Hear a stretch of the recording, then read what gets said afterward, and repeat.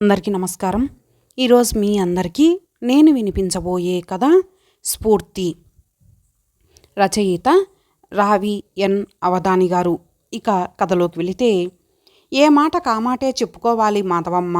నీ కోడలు రవలి మంచి గుణవంతురాలు, బుద్ధిమంతురాలు, గౌరవ మర్యాదలు తెలిసిన వ్యక్తి అంది సుందరమ్మ.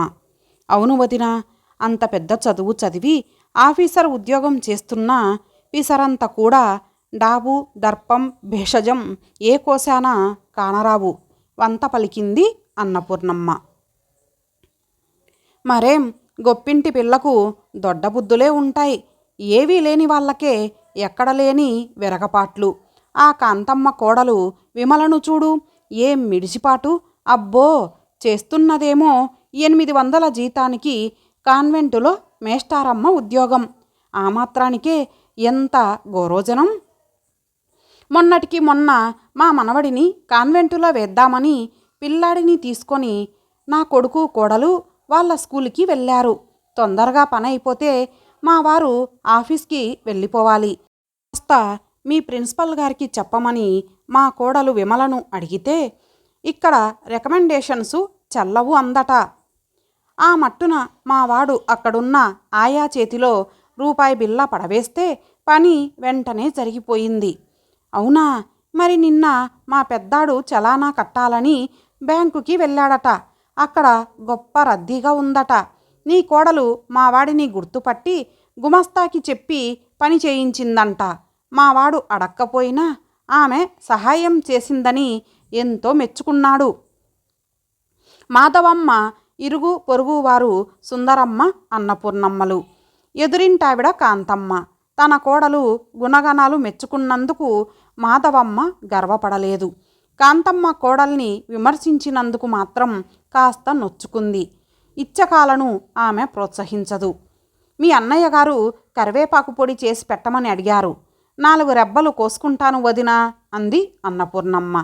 కావలసినంత కోసుకు వెళ్ళు, దానికి అడగాలా అంది మాధవమ్మ. చారులోకి 2 రెబ్బలు నేను కోసుకుంటాను అని అన్నపూర్ణమ్మ వెంట వెళ్ళింది సుందరమ్మ. మాధవమ్మ కొడుకు కోదండపాణి, కోడలు రవలి ఇద్దరు బ్యాంక్ ఆఫీసర్సుగా జాబ్సు చేస్తున్నారు. కోదండపాణి కాస్త నెమ్మదస్తుడు, రవలి గడసరి, చురుకైంది, తప్పుకు దొరకదు. ఏ పని చేసినా ఎదుటి వాళ్ళకది ఒప్పు పనిలా కనిపించే విధంగా ప్రదర్శించగల నేర్పరి. ఆమె చేసే ప్రతి చిన్న పని 10 మంది దృష్టిని ఆకర్షించి అందరి మెప్పు పొందగల యుక్తిపరురాలు. మాధవమ్మకు నెలకు 3000 పెన్షన్ వస్తుంది. కోడలు కాపురానికి వచ్చే వరకు ఇంటి ఖర్చులు, పాలు, పని మనిషి జీతం, గ్యాసు వగైరాలు ఆ డబ్బులోంచి ఖర్చు చేసేది. కొడుకు జీతమంతా తెచ్చి తల్లికిచ్చేవాడు. ఆ డబ్బులోంచి ఇంట్లోకి అవసరమైన సరుకులకు ఖర్చు పెట్టేది. రవలి మనీ విషయంలో ఎంతో ఖచ్చితంగా వ్యవహరిస్తుంది. ప్రతి ఖర్చుకు లెక్కలు వేసి అనవసరమైన ఖర్చులు తగ్గించటంలో దిట్ట. ఆమె కాపురానికి వచ్చాక భర్త జీతం, తన జీతంలోంచి ఇంటికి నెలకి కావలసిన సరుకులు తెప్పించి మిగిలిన సొమ్ము బ్యాంకులో వేస్తోంది. మాధవమ్మ ఆమె పెన్షన్లోంచి మునుపటి వలె పాలు, పని మనిషి జీతం, గ్యాస్ వగైరాలకు డబ్బు ఖర్చు పెడుతున్నా ఆ విషయం రవలి పట్టించుకోలేదు. కోదండపాణి 4 రోజులు ట్రైనింగ్కి హైదరాబాదు వెళ్ళాడు. ఆ సమయంలో మాధవమ్మకు బీపీ డౌన్ అయి చికాకు చేసింది. రవలి అత్తగారిని నర్సింగ్ హోంలో జాయిన్ చేసింది. అన్ని టెస్టులు చేయించింది. తను 4 రోజులు సెలవు పెట్టింది. రోజుకు 10 సార్లు ఆటోల్లో నర్సింగ్ హోంకి ఇంటికి హడావిడిగా తిరిగి వీధిలో వారందరి దృష్టి ఆకర్షించింది. ఆఫీసర్ జాబు చేస్తున్నా రవలికి పిసరంత గర్వం లేదు. పైగా అత్తగారంటే ఎంత అభిమానం, గౌరవం. మాధవమ్మ గొప్ప అదృష్టవంతురాలు అని 10 మంది పొగిడారు. ఆమె అత్తగారికి చేస్తున్న సేవలు కొనియాడారు. రవలి అత్తగారిని నర్సింగ్ హోం నుంచి ఇంటికి తీసుకొని వచ్చి ఆమెకైన ఖర్చులు, మందులు, డాక్టర్ ఫీజు, టెస్టులు, నర్సింగ్ హోం బిల్లు, పాలు, పండ్లు, బ్రెడ్, ఆటోలు, 4 రోజుల సెలవు మొత్తం 1800 రూపాయలు లెక్క రాసి అత్తగారికిచ్చింది. మాధవమ్మగారు మాటాడక బీరువాలోంచి డబ్బు తీసి కోడలు ముందు ఉంచింది. రవలి డబ్బు తీసి 2 పర్యాయాలు లెక్కపెట్టి పర్సులో వేసుకొని ఆఫీస్కు వెళ్ళిపోయింది. అత్తగారి కొరకు ఏ ఖర్చు చేసినా లెక్క రాసి ఆవిడకు ఇచ్చి డబ్బు తీసుకోవడం రవలికి పరిపాటే. కోదండపానికి ప్రమోషన్ వచ్చింది. ఆఫీస్ వారు బంగ్లా అలాట్ చేశారు. అది కూడా వాళ్ళ ఇంటికి దగ్గరలోనే ఉంది. ఆఫీసు కారు, డ్రైవరు అలాట్ చేశారు. అయితే రవలికి అత్తగారిని తమతో తీసుకొని వెళ్ళడం ఇష్టం లేదు. మామగారు కట్టించిన ఇల్లు వదిలి ఆవిడ మాతో రానన్నారని రవలి ముందుగానే అందరికీ ఎంతో నేర్పుగా ప్రచారం చేసింది. ఆమె మాటలు నమ్మిన ఇరుగు పొరుగు వారు, బంధువులు మాధవమ్మ మూర్ఖత్వానికి ఆమెను తప్పుపట్టారు. ఈ వయసులో ఆవిడకి ఇంకా సెంటిమెంట్స్ ఏమిటి, హాయిగా కొడుకు కోడల వద్దకు వెళ్ళి ఉండక అన్నారు. నేర్పుగా ముందర కాళ్లకు బంధం వేసిన కోడలి తెలివికి విస్తుపోయింది మాధవమ్మ. కొడుకు మాట వరుసకు కూడా తమతో రమ్మని పిలవనందుకు ఎంతో నొచ్చుకుంది. భర్తను ఏ విధంగా అదుపులో ఉంచాలో రవలికి తెలుసు. కోడలు సీమంతానికి, మనవడి నామకరణానికి వెళ్ళి ఒక పూట ఉండి వచ్చేసింది మాధవమ్మ. ఆమెను మరొక పూట ఉండమనలేదు ఎవరు. రవలికిప్పుడు కొత్త ప్రాబ్లం వచ్చింది. ఆమెకున్న మెటర్నిటీ లీవు అయిపోయింది. ఇక డ్యూటీలో జాయిన్ అవ్వాలి, లేకుంటే లాస్ ఆఫ్ పే. ఉన్న లీవులన్నీ ముందుగానే వాడేసింది.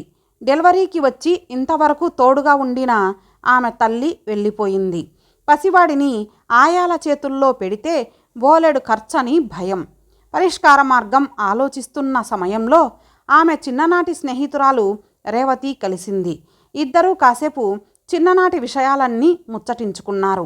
నేను మా వారు ఇద్దరం జాబు చేస్తున్నాం రవలి. మాకు 4 నెలల బాబు ఉన్నాడు. చెప్పుకోదగ్గ దగ్గర బంధువులు మాకు లేరు. నెల క్రితం ట్రాన్స్ఫర్ మీద ఈ ఊరొచ్చాం. మాకు దేవాలయం లాంటి ఇల్లు దొరికింది.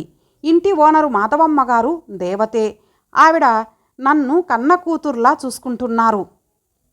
మా వాడి ఆలనా పాలన ఆవిడే చూస్తున్నారు. మాకు ఏ దిగులు లేదు. నిశ్చింతగా ఆఫీస్కి వెళ్ళి వస్తున్నాం. ఆవిడ ఎంత అభిమానవంతురాలో తెలుసా? పిల్లాడికి పట్టడానికి పాలు కూడా ఆవిడే తెప్పిస్తారు. నేను ఏమిచ్చినా తీసుకోరు. పిల్లాడు తాగే ఉగ్గు గిన్నెడు పాలు నువ్వు నాకివ్వాలా అంటారు. మా వాడికి ఆవిడ దగ్గర ఎంత చేరికనుకున్నావు? ఆవిడ పలకరిస్తే చాలు కేరింతలు కొడతాడు. మాకు ఆవిడ చేస్తున్న హెల్పు ఎన్ని జన్మలెత్తినా తీరదు అంది రేవతి. స్నేహితురాలి మాటలకు నివ్వెరపోయింది రవలి. అయితే మాధవమ్మ తన అత్తగారేనన్న విషయం రేవతికి చెప్పలేకపోయింది. రవలికి చక్కటి పరిష్కార మార్గం గోచరించింది. ఆ సాయంత్రం భర్తను కొడుకును తీసుకొని అత్తగారిని చూడటానికి వెళ్ళింది. మాధవమ్మ కొడుకు కోడలు పసివాడిని తీసుకొని అలా సడన్గా రావడంతో విస్తుపోయింది. వారిని సాదరంగా ఆహ్వానించి క్షేమ సమాచారాలు అడిగి తెలుసుకుంది. రవలి కొడుకుని అత్తగారి ఒడిలో ఉంచింది. మాధవమ్మ మనవడిని ముద్దాడింది. రవలి అత్తగారితో కాసేపు ముచ్చటించి అసలు విషయం చెప్పింది. అత్తయ్య, నాకు లీవ్ అయిపోయింది. రేపే డ్యూటీలో జాయిన్ అవ్వాలి, లేకుంటే జీత నష్టం. మా అమ్మగారు నిన్ననే వెళ్ళిపోయారు. అందుచేత మేము ఆఫీస్కు వెళ్ళేటప్పుడు మీ మనవడిని మీ వద్ద వదిలి సాయంత్రం ఆఫీస్ నుంచి వచ్చి వాడిని మా వెంట ఇంటికి తీసుకొని వెళ్తాం.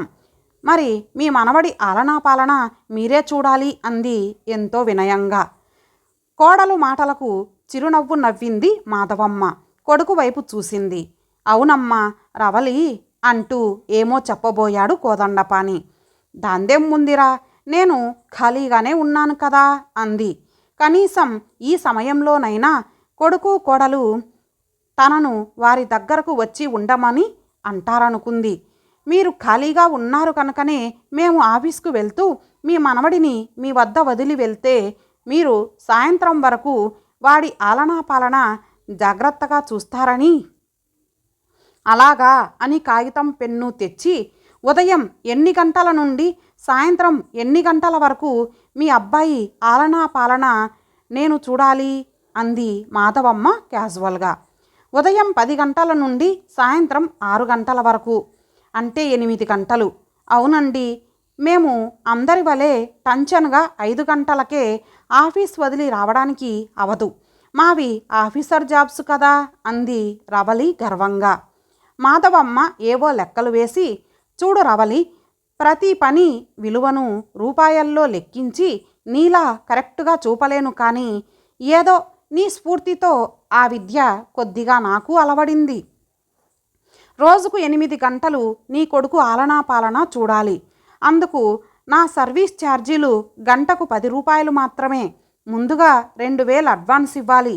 ఇష్టమైతే చెప్పు అన్న అత్తగారి మాటలు తూటాల్లా తగిలాయి రవలికి. ఇంతటితో ఈ కథ సమాప్తం. మరలా మరొక మంచి కథతో కలుద్దాం. అంతవరకు సెలవు. నమస్తే.